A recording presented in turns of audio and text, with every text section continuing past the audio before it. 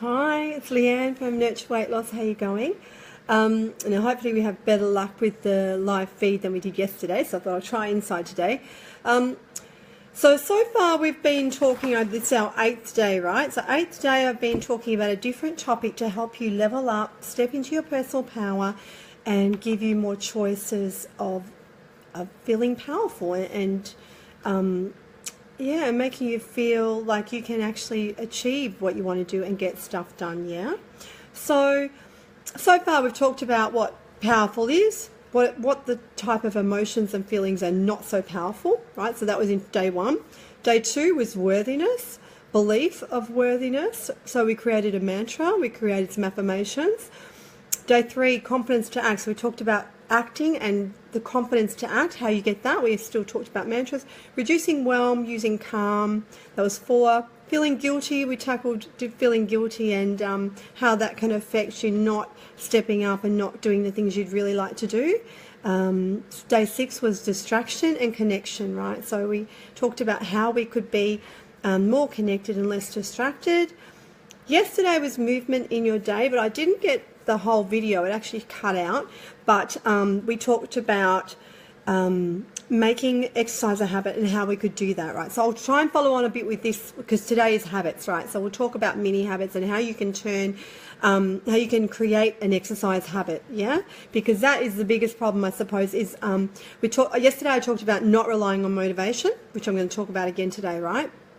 So not relying on motivation, it's emotional, it's flaky, not very reliable, right? So you need habits, and habits, without habits, we really can't get through our day. So we can make choices, but the problem is if we leave it up to, sometimes we leave it up to ourselves consciously to make decisions. And of course, if we don't feel like it, can't be bothered, too tired, got a headache, whatever the reason, there goes our habits. Yeah. So the idea of habits is our brain is trained to automate behaviors. Yeah, so there's sometimes we have bad behaviors, like, that's why people have trouble giving up smoking and stuff like that, because that kind of thing is ingrained, and unfortunately our brain automatically creates a habit. Yeah, you can change that, but you need a different part of your brain. So that's where the cool thing is you can train your habits to be more positive, right? So I'm going to talk about how our subconscious can create automated habits, and I suppose if we can keep them into good habits, then that's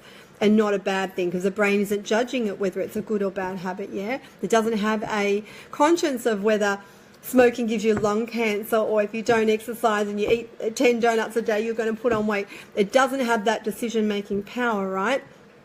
You do, but again, we're relying on the wrong part of our brain to make decisions for us. So I'm going to talk about just briefly how we can make exercise a habit. So the first thing I want you to do is stand up. If you're not already standing up, we're going to do some calf raises, right? So talking about mini habits, I'm going to talk about mini habits and how to make a mini habit, right?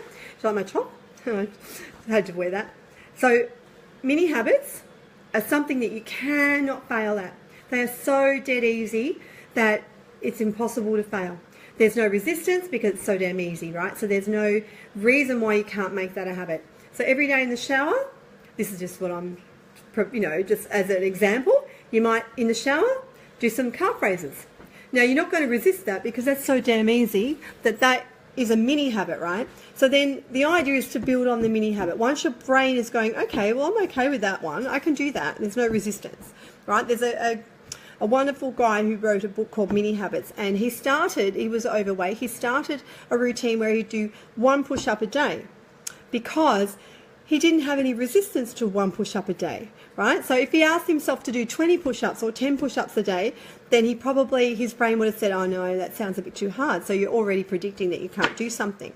So by doing 1 push-up a day or picking a task and breaking it down to the most simplest things, so there is just no excuse, right? You cannot find an excuse because it's so easy.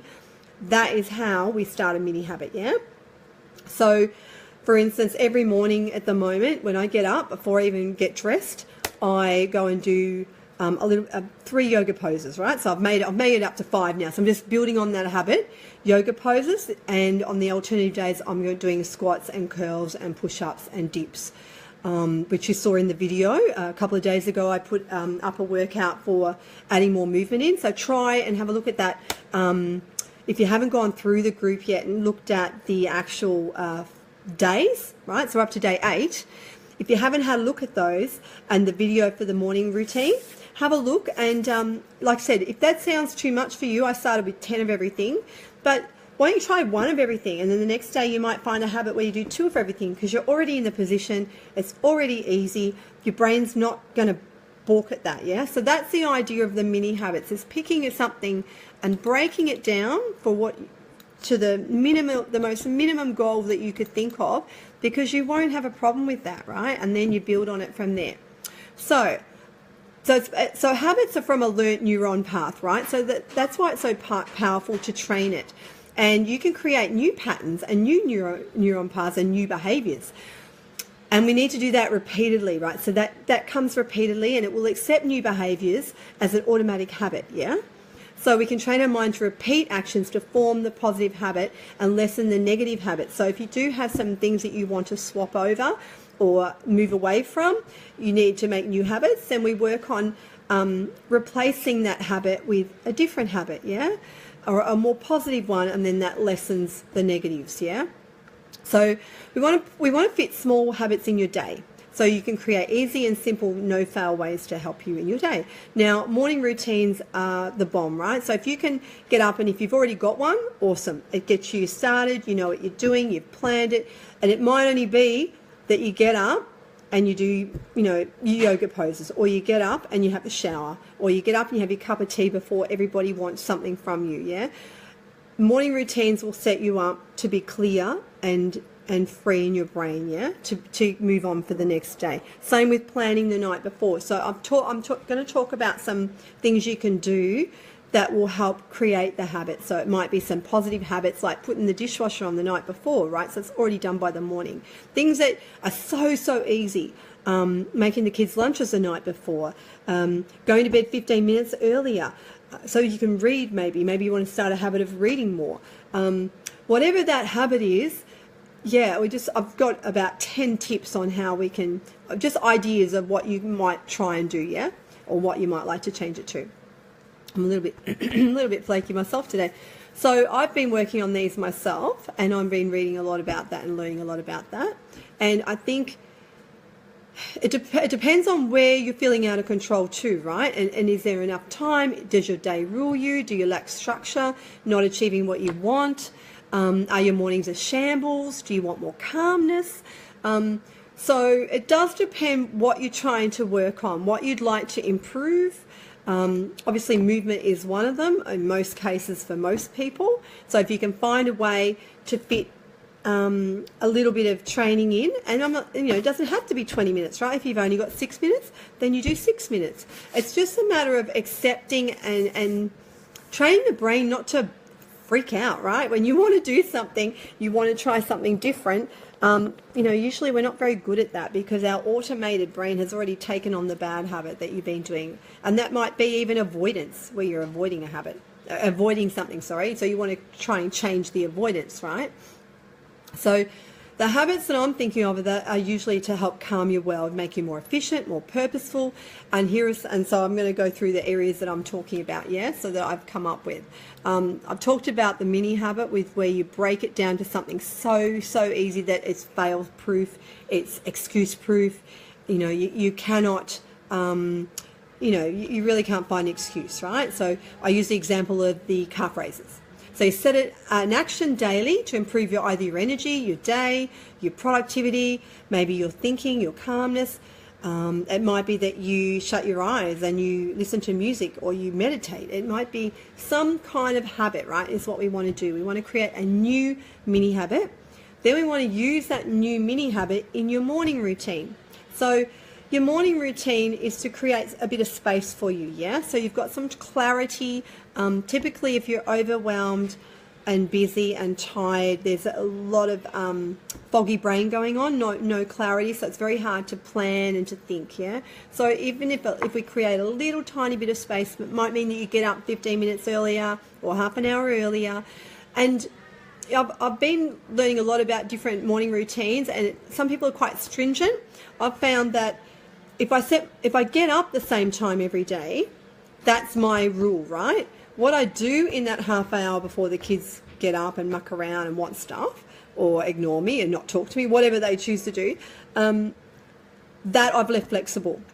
So if I just want to sit and read a couple of pages and I want to have a cup of tea, then that's what I do. If I want to do some yoga, that's what I do. I've found for me, that works for me. Where if I say I'm going to do this, this, this, and this, then I'm already setting myself up for failure, because most likely I'm not going to do those things, right? But I have found if my new mini habit is setting my alarm 15 minutes earlier, that might mean that I sit in my bed and I sit up and I just take some time, right? I do nothing, right? I just do nothing for 15 minutes, right?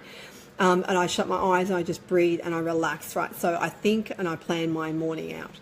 So it might be the night before. You do the same thing. You go to bed a bit earlier, you read, or you write down some ideas, right? You might do that. So like intentions for the morning. So you already know what you're going to do the next day, yeah? So these are all in the workbook. The workbook's loaded up. You'll see it in the post anyway. You can download that. So prioritizing the top 3 things that you don't want to avoid, right? So the top 3 things you must do. So if you've got a to-do list, again, that's a really daunting practice. That's really not, it doesn't end up being positive in the end, right? It can sometimes leave you feeling that you're failing because you're not getting to that to-do list because it's too difficult, right? It's too tricky to get it all done. So prioritizing the top 3 things, and then you maybe highlight the other things on your list, and you might make the orange things are the maybe things. They don't have to get done today, but these other red things do need to get done today, and that stops you wasting time on the things that that you don't need to do, right, necessarily. So time wasting, write down what you do along the day to see where the time's getting away from you. So if you're sitting on your phone checking Facebook at 7 in the morning, all of a sudden it's 8 o'clock, well, clearly that's not a great it might be enjoyable, but it's not a great time element. I can't think of the word. Great allocation of time, is it? Because then you're behind. Especially if you've got kids to get to school, it's a no-brainer there. So if you're not sure where you're losing your time, because if time wasting is something that you want to work on, write it all down. Write it from 8:30, 9, 10, 9, write it all down. Write down what you've been doing. See how much time you're wasting, and where you don't want to spend the time. So if you want to lessen chaos to get the kids to school, because that's a bit of a crazy time for most of us. So what 2 things can you do the night before to help ease, or maybe delegate to each child to get done, so that in the morning that's 2 things you don't have to do. So these are just ideas, right? I'm sure you've got your own ideas of how things work in your household. But again, I'm just putting it out there because these are the kinds of things that I find mums often come up against, yeah? Now, making scheduled time for movement or self-care. So set an alarm on your phone. If you're at work, it might be every hour you have to get up and stretch, go get a drink. It just reminds you, right, to move. It might be that you need to, if you're being overwhelmed, unwell, stressed, whatever, it might be that you set your alarm on your phone so that you breathe every hour. You sit and you take 5 minutes out and you just shut your eyes and you breathe, yeah, and you relax and you calm and then you recharge, yeah, or you get up and go for a walk outside. I tend to use jobs as that. So I'll go and hang the washing out, I'll come back and do some things, and I'll go and do something else. Then I'll, so I tend to use, create a job for myself to make myself go and do something, yeah. And other habits, things like shopping lists, planning your weekly meals, going to bed 15 minutes earlier, drinking more water, only drinking alcohol on the weekends, that's a really good one. Putting the dishwasher and washing on overnight, so in the morning it's done. Making the kids' lunchboxes the night before. The goal of this is to create actions that you could add in or do differently to simplify and make a difference, saving energy, chaos, time. You're really just trying to create some efficiency, yeah, and more productivity. And again, it comes down to what is bugging you. Are you just finding that you're just not on top of things? You're finding that you're not achieving what you want to do by the end of the day? You're feeling overwhelmed? Like, what will the habit help you with, yeah? And you use it to help you. bit more exercising because you're really tired, you need more energy, whatever it is. So I think that gives you a really good indication of how to use a habit and what you could do with that. If I haven't quite got to where you were thinking, please message me and say, well, this is what I need, and I don't know how to do this, right?